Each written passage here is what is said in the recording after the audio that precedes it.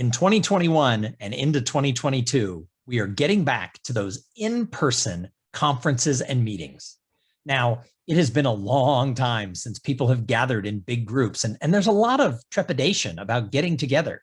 Many people are still nervous about the pandemic and everything that came with it. And for a lot of people, there's a tad bit of social anxiety. It's been a long time since they've been networking in a face-to-face environment. So I have 10 tips that will help you and anyone on your team who is about to go to their first in-person live conference. So my first tip is have a plan. Think in advance about who do I want to meet while I'm there? Take a little time for some self-introspection about your own personality and what you like about networking events and what you don't like about them. That way, when you get to the event, you can pick and choose who you're going to talk to and what types of cocktail parties or breakouts you're going to be involved in, and what time of day you might want to go back to your room to rest just a little bit. My second tip is bring plenty of business cards. Now, I realize there's people watching this video who go, bring business cards. My God, Tom, how old are you?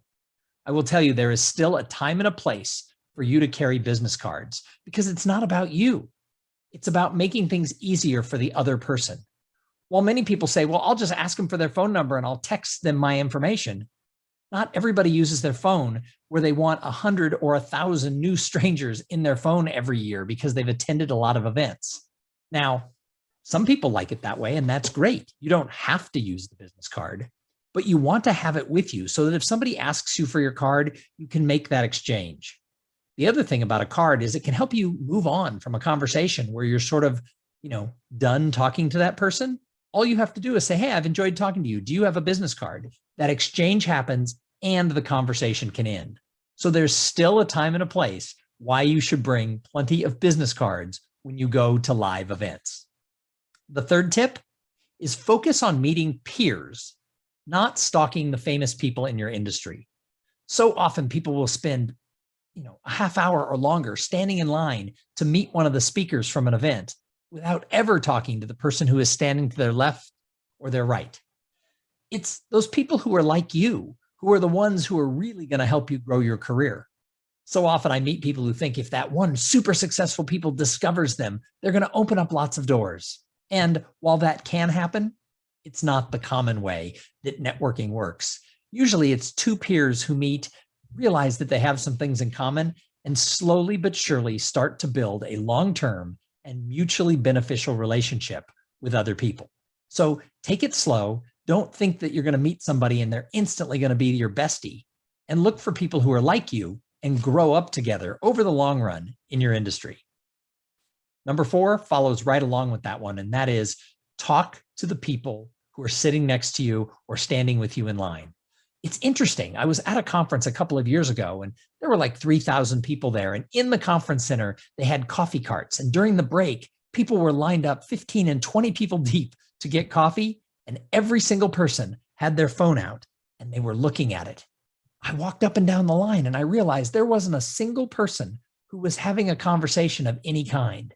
And yet, if you just turn to the person next to you and say hello, you'll be surprised how that might open up the opportunities. Serendipity is so important when you attend a live event. The 5th tip, ask questions of other people. I realize that a lot of people tell you to memorize an elevator pitch. And when you meet somebody, you just flick a switch in your back and start telling them all about who you are and what you do so well.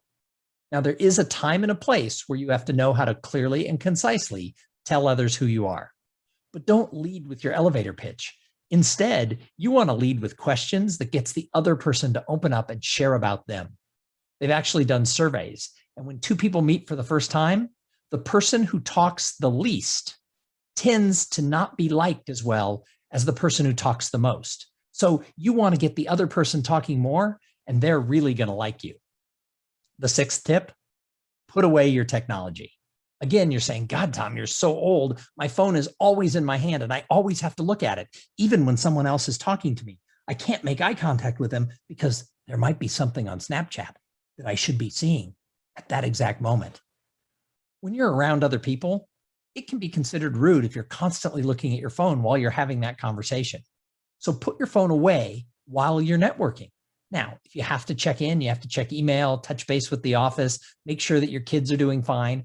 All you have to do is walk away from the coffee, walk outside, and then you can check your phone or over into the corner. But when you're having a conversation with people, don't be constantly looking down at your phone. My 7th tip is don't immediately send a LinkedIn request or other social media. So often when people meet someone for the first time, they immediately send all these digital connections thinking that check mark, I'm done. I now have a relationship with Becky. Well, as I said, meeting someone once does not make them part of your network. It simply makes them someone you have met once. And before you want to go forward and put people into your databases and everything else, you should make sure that there's a connection. Now, I used to say, don't connect to people on LinkedIn unless you've had an in-depth conversation. I called it the coffee, meal, or beer rule. But the world has changed, and there's a time and a place where you do want to send LinkedIn requests to people, but don't do it instantly at the conference. Make it part of your follow-up after you get home. It's kind of weird to have a conversation with somebody, turn your back, and immediately your phone goes bloop. Becky has sent you a LinkedIn request. Give it a few minutes. My 8th tip is after you meet somebody, take a few minutes to look at their social media. Now, not everybody is an active user of Twitter, of Instagram, of Facebook, of LinkedIn. Not everybody has a blog or a YouTube channel. However, people who do, they're giving you a lot of clues about who they are and what they're looking for in the relationships that they have in business. So take a few minutes to look and see, are people a writer? Do they make videos? Because if you take a few minutes and research them, then if you see them again the next day and you say, hey, I looked you up, that was a really great article that you wrote on LinkedIn or wherever it was, it shows people that you took an interest in them. Don't be creepy, but take an interest in them and let them know, God, I really like the videos that you post on Instagram. They're awesome, because that shows people that you care enough about them to go look at what they have put out there. The 9th tip is be a connector. Be the person who, when you meet somebody, introduces them to others. One of the best questions you can ask people at a conference is, why did you come to this conference? What are you hoping to accomplish? And they'll tell you, maybe they want to meet a certain type of person. Maybe they're looking to connect with one of the speakers or someone else. And then if you can be that connector who helps them, you're going to stand out in the crowd. So be that person who helps other people meet, because everyone's going to a live event hoping they're going to make some sort of human-to-human connection. And yet it's not always easy, and not everybody has that outgoing personality. So again, don't overdo it, but be a connector. And the 10th tip is follow up after the event. So often we go to these live conferences, we exchange business cards, and then we get home and we take that business card stack and we put it on our desk.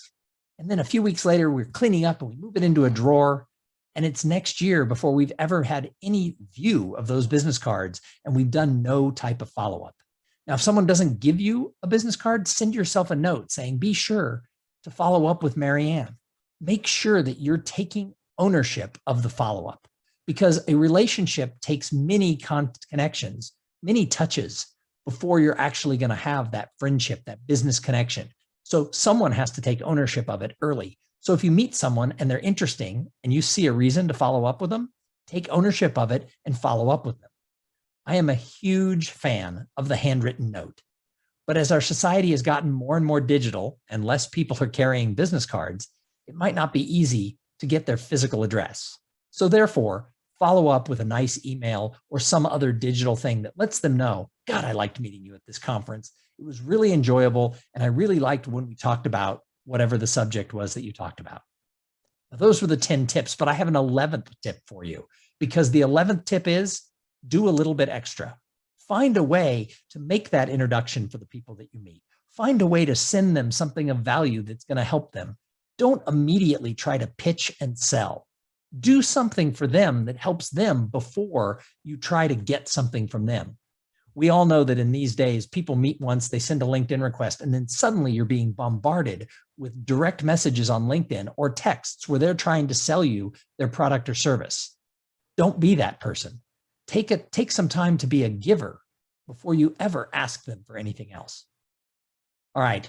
As the conferences open up, I hope that these tips are helpful for you. I hope it can start a dialogue with you and anybody on your team who needs to go out and really get the most out of these live events. Because here's the thing, We have proven over the last year, almost year and a half, we have proven that we can get data. We can learn from speakers by using Zoom and video and digital, but it's really hard to have that human connection with people when you're just staring into a camera.